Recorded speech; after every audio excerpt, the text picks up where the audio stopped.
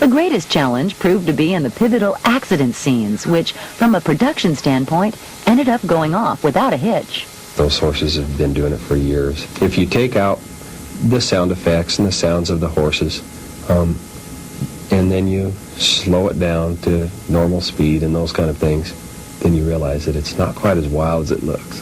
When I made Butch Cassidy, there were some things done in that film with animals that just simply wouldn't be allowed today, you know, because of the politics of animal rights organizations, which I think is right.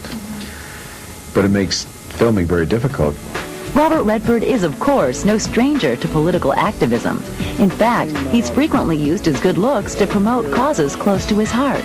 My own involvement in the environment really goes back to growing up in Los Angeles as a kid and remembering it at a time during and after the war when there was great corridors of open, clear space that suddenly filled up with concrete, and clean air suddenly became smog alerts, and the beaches suddenly filled up with oil. And somewhere in there, I must have taken it personally. He's become known as a leading advocate of environmental issues, due in part to his constant efforts on behalf of nature conservancy groups. A certain balance has been lost, and that our relationship with the environment and our place in it has somehow gone out of balance. Since nature plays a big part in The Horse Whisperer, Redford was able to integrate into the film the history of the eastern and western landscapes of America.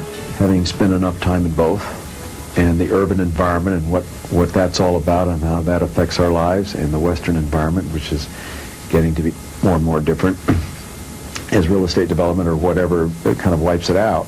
So it was a chance to pay a bit of an homage to a life and a land that's sort of on the ebb.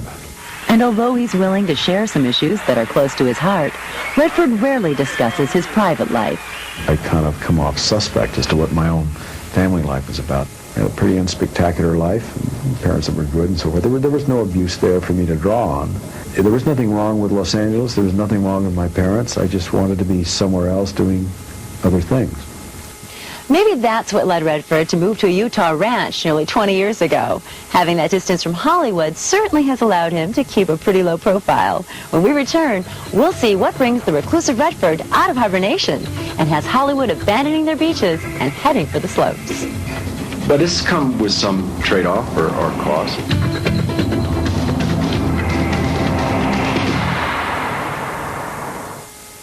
One year it's about how many cell phones there are. The next year it's does everyone wear black?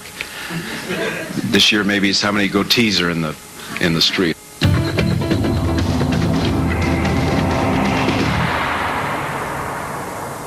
Welcome back. I'm Suzanne Senna, still here at Sunset Stables Hollywood Ranch in Los Angeles, California.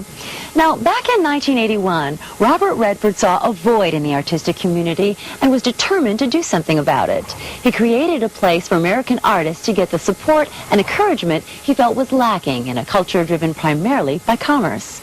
That place was the Sundance Institute. The voice of the artist, I think, is the lifeblood of any society. Park City, Utah seemed the ideal setting for this environmentalist to set up an artist commune of sorts, the ultimate success of which spawned the now famous Sundance Film Festival. We are here to support the filmmakers and to increase diversity, to broaden the envelope if we can, and to hopefully legitimize more independent films' place in the film world in general. During his years in the Hollywood film industry, Redford longed to create a place where independent films could be seen. The films that I've had control over in my life have been all independent films. I've been fortunate enough to be able to be supported by the mainstream in doing them. But it's come with some trade-off or cost. The cost of the festival has been the loss of its anonymity, now replaced with big crowds and big deals.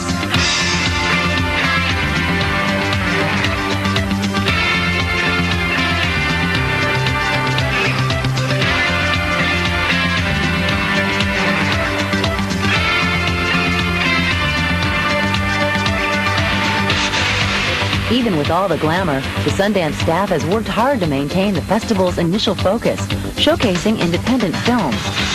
What the festival exhibits is the wide range of what there is out there, and I like that. And I like the fact that some films may abuse, some films can amuse, and that there's a broad spectrum for audiences to choose from.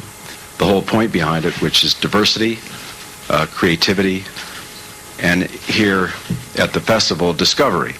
And Redford has discovered many opportunities to broaden the horizons of Sundance, including a daring leap into the cable industry.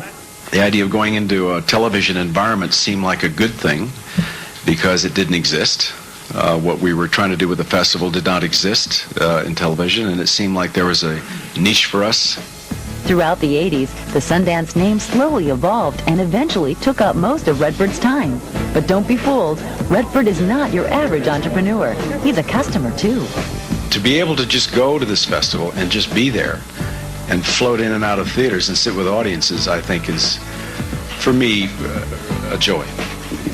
His enjoyment as both creator and consumer has provided a wealth of other opportunities, including a ski resort, a merchandise catalog, and a theater chain, all bearing the Sundance name and mission. I'm more interested in art as a cultural situation, as a possibility towards education and information. So far, Redford's side job has been pretty successful, but he's most proud of how he's helped provide opportunities for the world's independent filmmakers. I can only say that I'm proud of the fact that I think we have, whatever contribution we've made has increased the legitimacy for independent film and has pushed the envelope and given more opportunities to the filmmaker. As a bankable star, Robert Redford knows he has greater freedom than most filmmakers. And because of his success, he's happy to lend support to budding filmmakers. When Extreme Close-Up returns, is Robert Redford teaming up with his old Butch Cassidy co-star Paul Newman? Stay with us. You know, I've said to Paul, I said, look, you know, I'd like to do another film with you.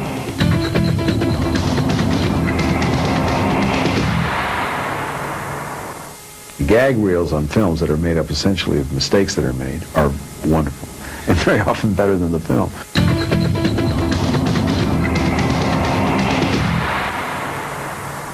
Welcome back. I'm Suzanne Senna. Now in his early 60s, retirement age for some, you'd think Robert Redford would start slowing down. Not a chance. And although time may have weathered the good looks that critics once thought were Redford's only asset, this grandfather is taking pleasure in aging gracefully. And he's not sure what his future holds, but it looks as though directing will likely play a big part.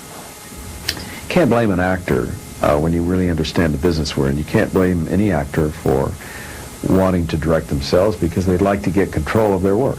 You know, we spend so much of our time as actors putting our emotions, our psyches, our ids out there, you know, on the table in the hands of others.